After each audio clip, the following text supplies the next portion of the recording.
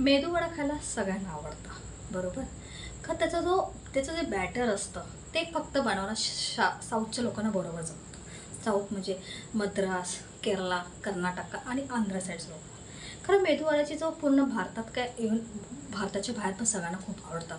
खरं त्याचं माहिती आहे बॅटर व्यवस्थित बनावं लागतं तरच त्याचा तो जो शेप असतो गोलाकार आणि मध्ये होल तो बरोबर होतो.